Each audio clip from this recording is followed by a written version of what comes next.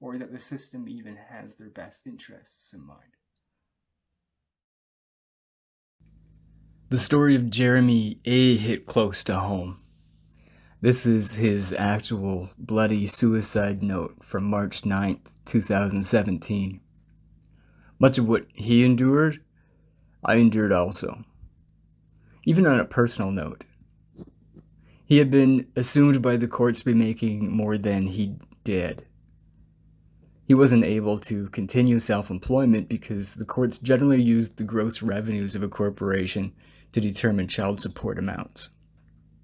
He had been raised as one of Jehovah's Witnesses, as I had too. He had his children taken away from him and turned against him by their mother. He lost his home more than once. I know what it feels like to be forced into poverty, to feel like you've let your family down. I know what it's like to feel no light at the end of the tunnel. I know what it's like to think that you just want the pain to stop. I didn't end my life like Jeremy did, but I had planned it in detail. Jeremy was forced to pay $8,000 a month in child and spousal support. That was ridiculous. He didn't even make that much money. But then I was in a similar situation. In 2016, I was forced into homelessness with a wife and 7-year-old daughter because I was forced to pay 140% of my income that year. Then I get told that isn't possible. That isn't how it works. And if you think that's true, it's probably best that everyone gets to hear what happens. With those payments come the credit agency known as the FMEP, or the Family Maintenance Enforcement Program. They have rights no other collector has. They can freeze your account, take your license, ruin your credit, and send you to jail. Jeremy had already been to jail because of them. The morning after he lost his appeal, he rigged his truck so that when he drove down an embankment in Abbotsford, BC, his neck would break. And it did. In Canada, we have both federal and provincial family laws. The Federal Divorce Act provides a framework for the provinces to develop their own family law acts. But divorces themselves must be filed through the Federal Divorce Act. The provincial courts can handle pretty much all other matters like custody and child support. If you're searching for information concerning a personal family legal matter, your provincial family law is likely to have more relevant information for you. The federal government in 1998 released the child support guidelines.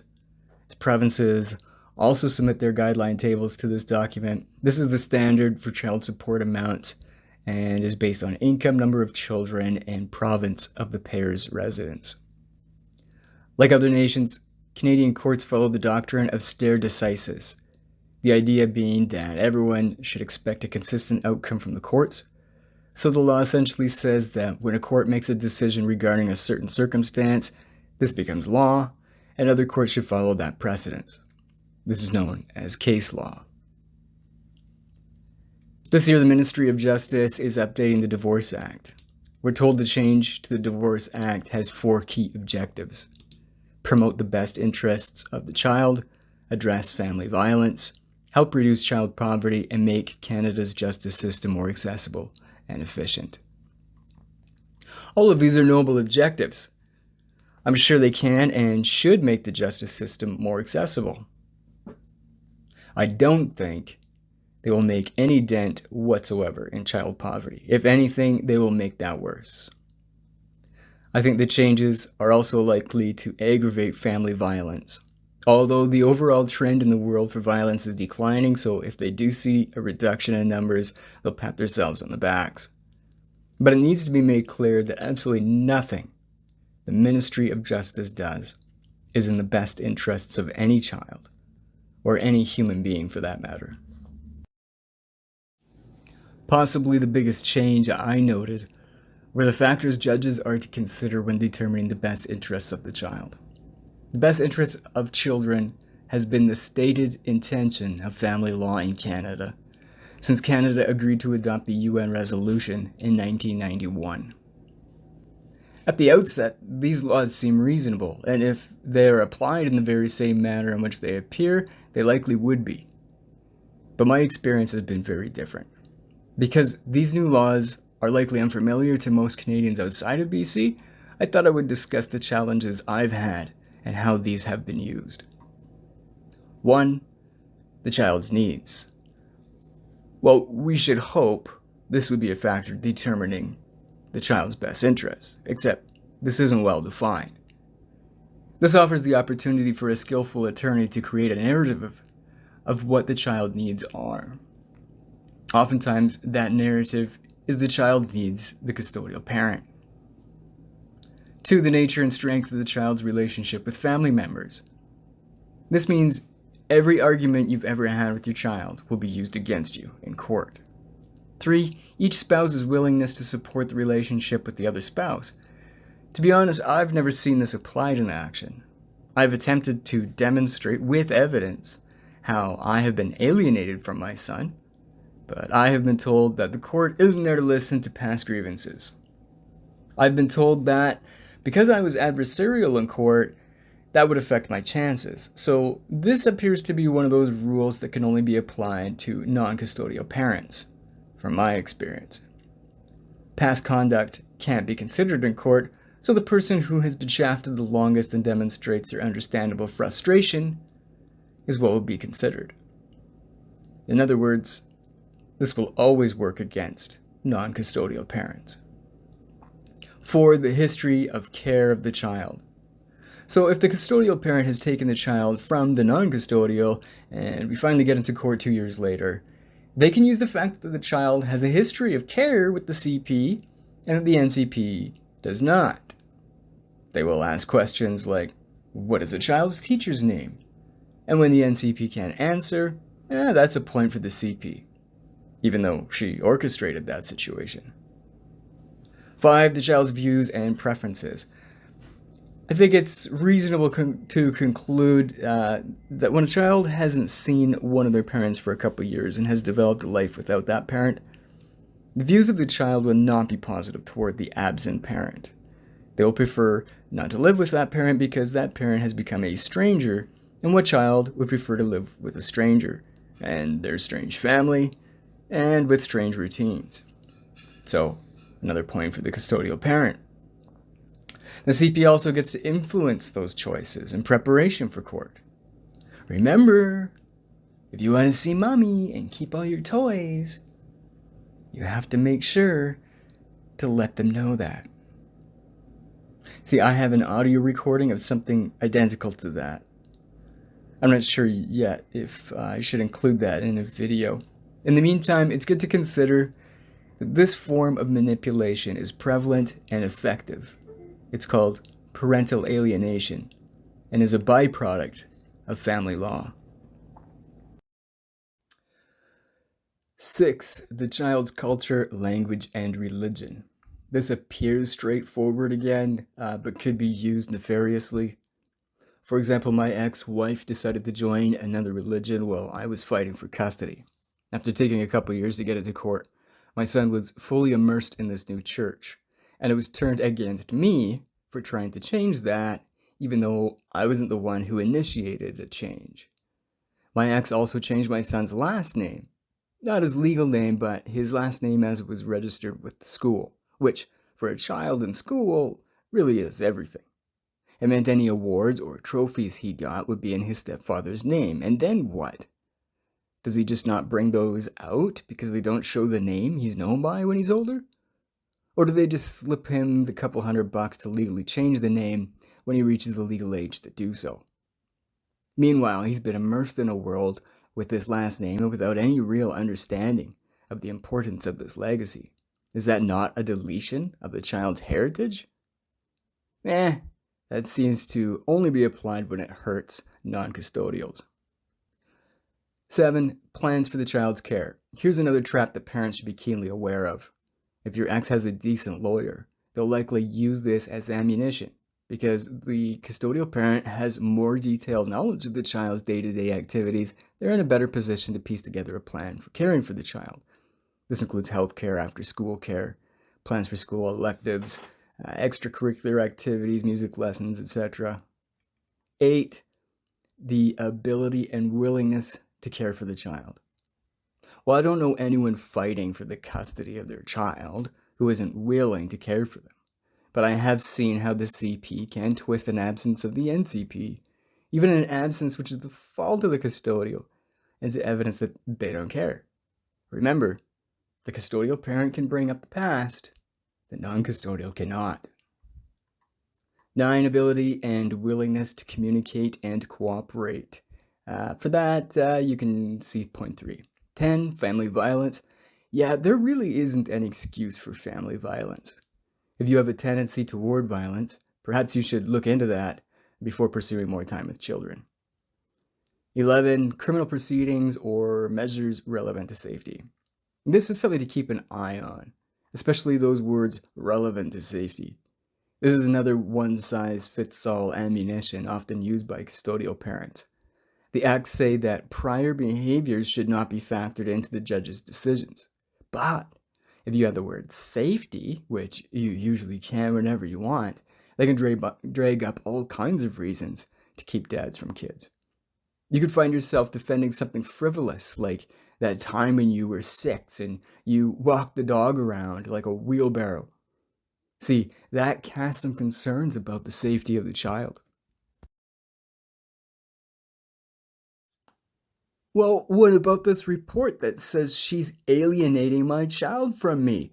That's actual child abuse. Hey now, we're not here to talk about the past. The federal child support guidelines have been determined to be highly unfair and do not represent the costs required to care for children. They were determined politically and have functioned to transfer wealth from a non-custodial parent to a custodial. But that isn't the biggest issue. Child support is supposed to be determined by referencing the province of the payer, number of children, and then using the gross income of the payer, that indicated on line 150 of their income tax return, as the deciding factor of what monthly payments are required. Here, if the payer lived in BC and had one child to maintain, and the payer is assessed a line 150 income of $50,000 a year, the guideline monthly amount would be $470, that to be given tax-free to the custodial. But the judge is given full discretionary powers to decide the paying parent should have earned more. So this $50,000 can suddenly become $90,000, and the judge requires no evidence to make that decision. This happens all the time. The fact that this payer can no longer feed his family at home will not be considered. Nothing in this scenario suggests the best interests of children have been addressed. In fact, the research tells us when child support is forced, it is of no benefit to children whatsoever. It is certainly a negative benefit for the children in the payer's home who are now forced to live in poverty conditions. I'll discuss child support in more detail later. The Federal Ministry of Justice stated they've essentially modeled much of the new Divorce Act off the BC Family Law Act. Here we see a portion of the BC FLA. Of course, you'll notice this recurring theme that the court must consider the best interests of the child only. Here in paragraph 3, notice an agreement or order is not in the best interests of a child unless it protects to the greatest extent possible the child's physical, psychological, and emotional safety, security, and well-being. It really offers hope, doesn't it? The court must consider the best interest of the child. That should solve it, right? But there's a different reality when the doors close and where cameras aren't allowed. Ever wonder why cameras aren't allowed in courtrooms in Canada? One would think that would be the best place for a camera, especially if you were a legal professional with nothing to hide. You would want others to see what you're up against. Wouldn't you want these trials documented with every detail? It would help with determining precedents. It would help protect against scrutiny, if judges were allowed to be scrutinized in Canada, that is. Here's a quick look at case law. Judges love to talk about how they don't write the laws, they only enforce them. But here's how the judges themselves have affected the law. Indeed, nearly all laws we have today were either influenced by the decisions of the court or they were written by those within the legal profession.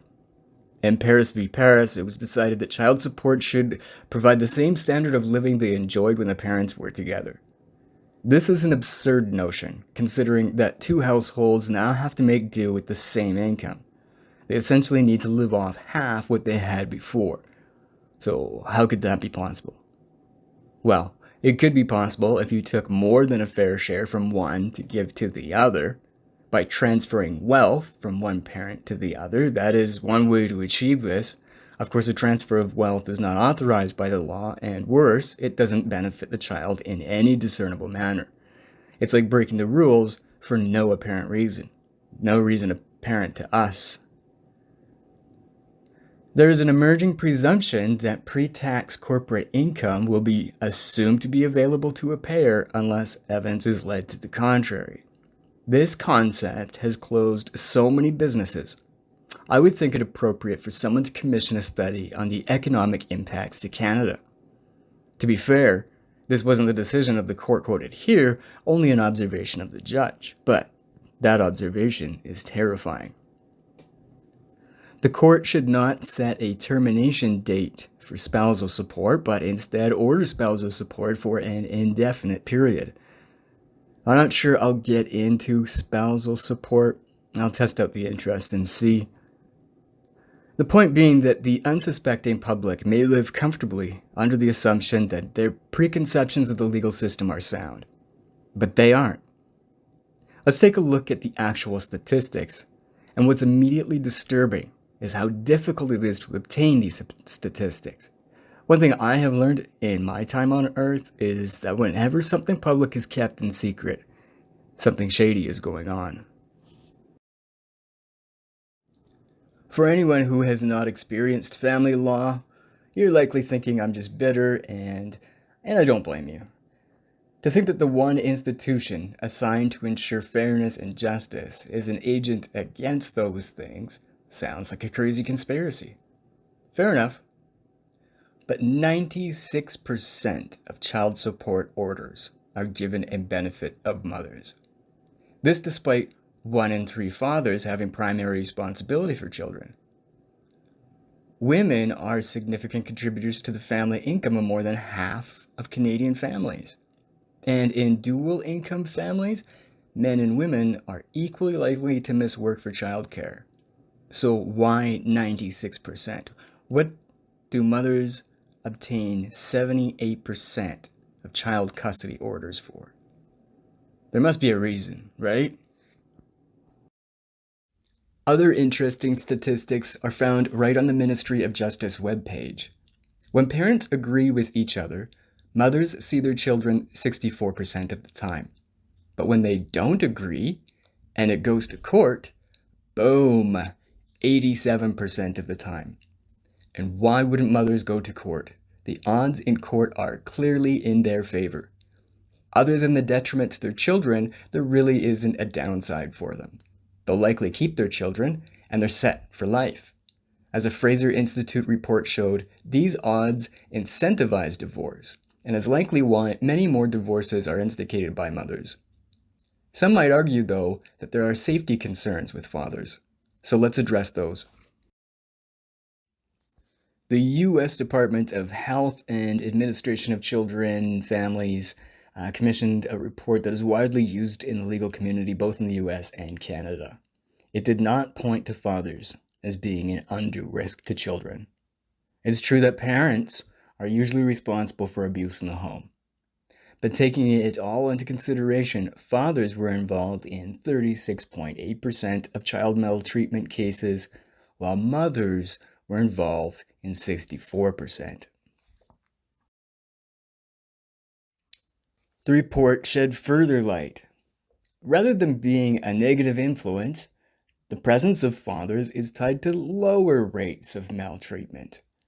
Simply having a father in the house kept the pedos at bay. The report showed it was unrelated males, like stepfathers, who tend to be more abusive than biological fathers, making mothers' homes often less safe than fathers. There is one question that kept nagging at me through all this research. The one question that should be on the tip of everyone's tongue. What does the research tell us is the best condition for a child to develop successfully? What is the best interests of children? There's factors set out to consider how to determine that, but there isn't anything to say what it is.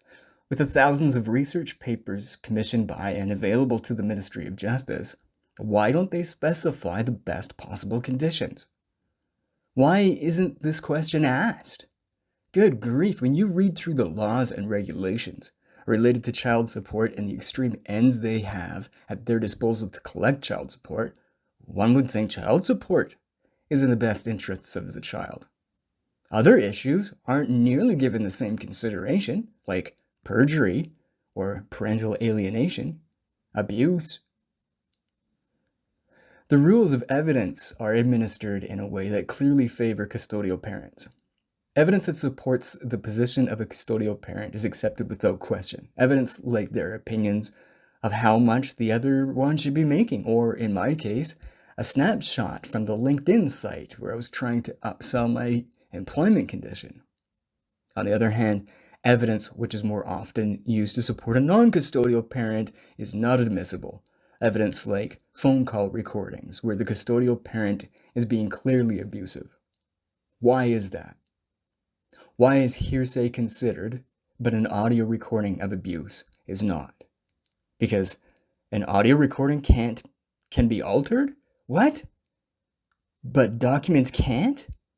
Hearsay can't? Buddy, I can Photoshop an official document in minutes. Why is an audio recording considered more susceptible to alteration than a document? Could it be because audio recordings are the form of evidence more often used against custodial parents? I don't know. But I know this. The answer to the question shown here has been answered, even if it can't be found anywhere within the realm of family law. And it has been answered repeatedly. The utter volume of data to back it up is staggering.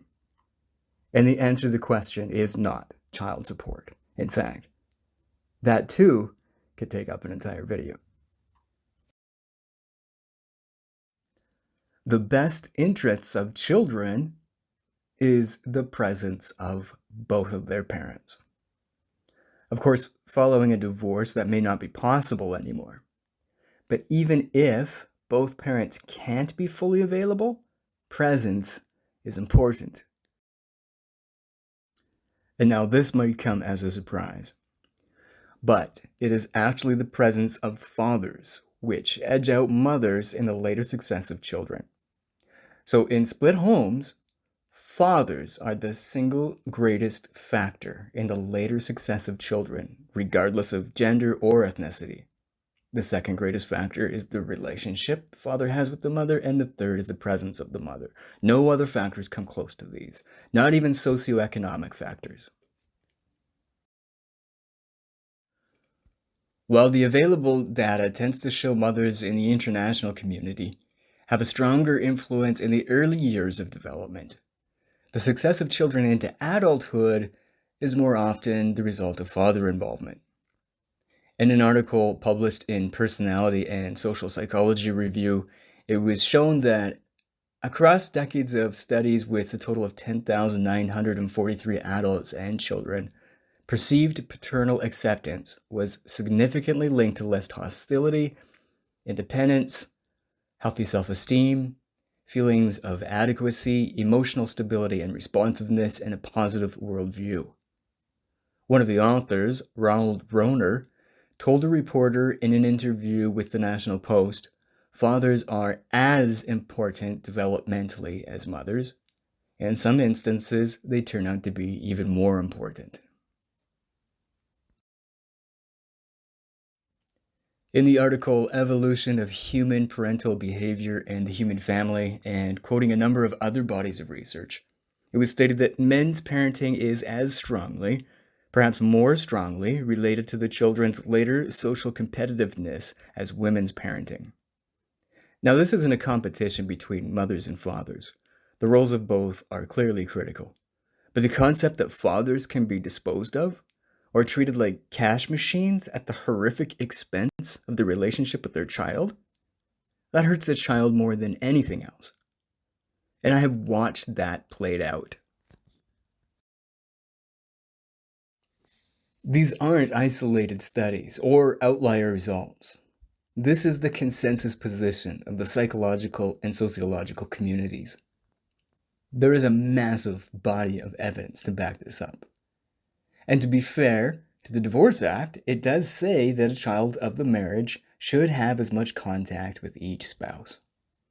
But then it adds this condition: as is consistent with the best interests of the child, which is hilarious because that really is the best interest of the child. They don't qualify child support that way.